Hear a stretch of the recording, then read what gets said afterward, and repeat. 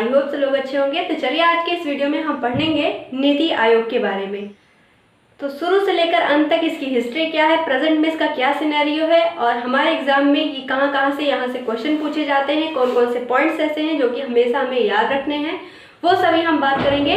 तो चलिए वीडियो को स्टार्ट करेंगे और लास्ट तक वीडियो को देखिएगा। जो पॉइंट्स नए लगे वो नोट कर लीजिएगा। अगर नए बच्चे हैं तो सारी पॉइंट्स को आपको नोट करते हुए चलना है। ओके, चलो देखो, सबसे पहले बात करें नीति आयोग की। तो इसका सबसे पहले फुल फॉर्म याद रखिएगा कि national institute for transforming India. National institute for transforming India. मतलब ये एक ऐसा इंस्टीट्यूट है जो कि क्या करेगा, इंडिया को ट्रांसफॉर्म करेगा। मतलब जो पुरानी चीज़ें हैं उनमें बदलाव लाएंगे। इसका कहने का मतलब ये है कि पुरानी चीज़ें जो भी सिस्टम है उसमें हम क्या करेंगे, बदलाव लाएंगे। तो इसीलिए इसका नाम रखा गया नीति आयोग। ठीक है, अब देखिए नीति आयोग कब बनता है, 2015 में। 1 जनवरी 2015 ये है नीति आयोग की फॉर्मेशन डेट।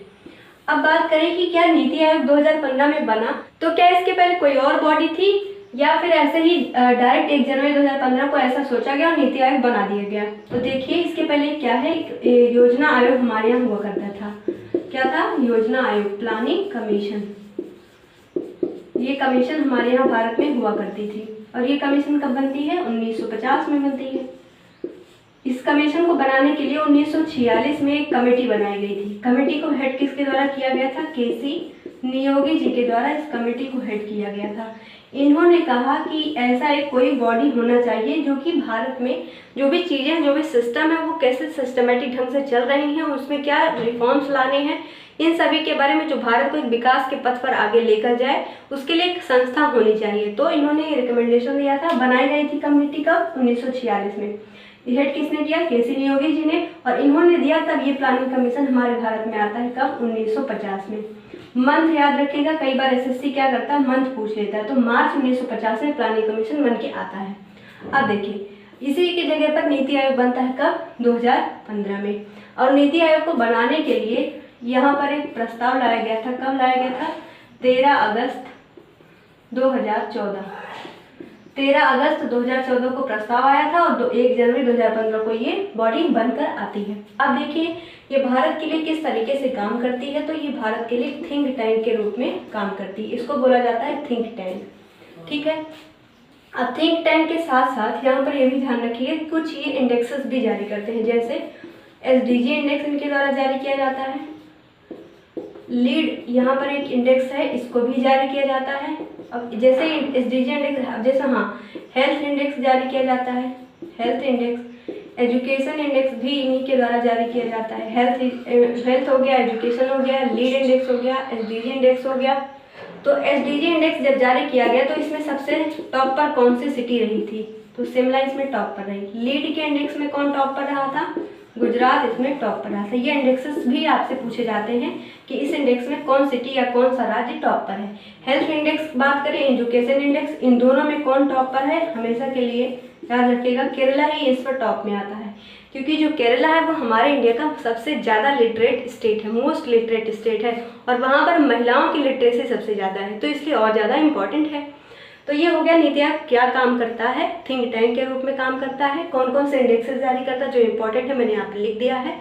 अब एक बात और ध्यान रखिएगा, यहाँ पे मैं इसको इरेज कर दूँ। ठीक है, आप इसको भी पिछले नोट करना हो तो पीछे जाके नोट कर लीजिएगा। अब यहाँ पर बात आती है कि क्या इसको कोई चेयरपर्सन होते हैं, सीईओ, हेड, यहाँ पर इस सभी के बारे में चलिए देखते हैं।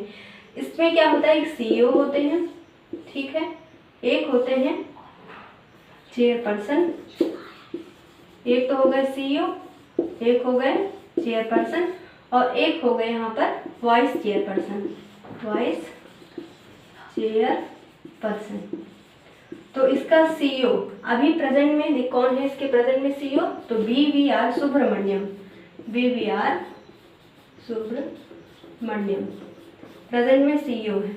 तो अगर यहाँ पे आपसे पूछ लिया जाए कि सबसे पहले जब नीति आयोग बना था तो इसके सीईओ कौन थे, तो ध्यान रखिएगा सिंधु श्री खुल्लर, ये क्या थे, सबसे पहले इसके सीईओ थे। ठीक है, और ये नाम आपसे एसएससी ने पूछा भी है तो ध्यान रखिएगा। अब चेयरपर्सन की बात करते हैं तो इसको चेयरपर्सन कौन होता है, हमेशा पीएम ही इनके क्या होते हैं, चेयरपर्सन। तो अभी प्रेजेंट में चेयरपर्सन कौन हो जाएंगे, मोदी। अब उसके बाद आता है वाइस चेयरपर्सन। तो यहाँ पर अभी प्रेजेंट में वाइस चेयरपर्सन कौन है, सुमन बेरी। इसके कौन है प्रेजेंट में वाइस चेयरपर्सन। तो यहाँ पर आपको इतनी पॉइंट्स याद रखना है। अब आगे कुछ और पॉइंट्स भी जो कि यहाँ से इम्पोर्टेंट है, वो क्या है, नीति आयोग जो है एक अप्रोच पर काम करता है जिसको हम कहते हैं, अप्रोच का नाम क्या है, बॉटम टू टॉप।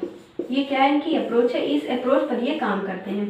अब अगर कहा जाए कि बॉटम टू टॉप अप्रोच, इसका क्या मतलब है, तो यहाँ समझिए, जैसे मान लीजिए कोई काम कर रहे हैं, ठीक है, तो इनका ये मेन उद्देश्य ये होता है कि अगर हम कोई कार्य कर रहे हैं तो सबसे पहले वो उसका लाभ जो है वो हमेशा उस निचले स्तर पर, समाज के निचले स्तर व्यक्ति को मिलना चाहिए।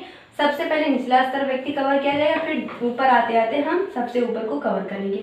तो मतलब ये है कि हम सबसे पहले पिछड़ा वर्ग जो हमारे समाज का है उस पर ध्यान देंगे, उसके प्रोग्रेस के लिए, उसके तरक्की के लिए या फिर उसके विकास के लिए हम कार्य करेंगे। फिर उसके बाद धीरे धीरे हम एक स्तर तक ऊपर आते चले जाएंगे। ठीक है, इस ट्रायंगल से आप समझ सकते हैं। मान लीजिए यहाँ पर कोई पिछड़ा वर्ग व्यक्ति है जिसका नाम क्या है, एक व्यक्ति का नाम हम समाज ले लेते हैं। कोई समाज है ये जो है सबसे पिछड़ा वर्ग, तो हम क्या करेंगे, सबसे पहले इस पर फोकस करेंगे, फिर ऊपर आएगा बी, फिर सी, फिर डी, फिर ई। इसी तरीके से हम इस तरीके से बॉटम टू अप चले जाएंगे। तो ये है हमारा नीति आयोग का काम करने का तरीका, जिसको हम नाम देते हैं बॉटम टू टॉप अप्रोच। ठीक, तो ये हमने पढ़ लिया नीति आयोग के बारे में, जो भी इंपॉर्टेंट पॉइंट्स हैं यहाँ पर हमने पढ़ लिया है इसको। अब हम मिलेंगे अगले वीडियो में जिसमें हम पढ़ेंगे गवर्नर के बारे में, राज्यपाल के बारे में। इसके पहले मैंने वीडियोस में सुप्रीम कोर्ट आपको पढ़ा दिया, इलेक्शन कमीशन पढ़ा दिया है, उसके बाद अभी ये नीति आयोग हो गया, फाइनेंस कमीशन हो गया है, राष्ट्रपति जो होता है उसके बारे में लेक्चर अपलोडेड है। तो सभी लेक्चर्स को आप पढ़ते हुए चलेगा, और ऐसा कोई पॉइंट्स हो जहाँ पे आपको डाउट हो तो अपना डाउट कमेंट बॉक्स में लिखिएगा। ठीक है, मिलेंगे अब अगले वीडियो में, तब तक के लिए थैंक यू।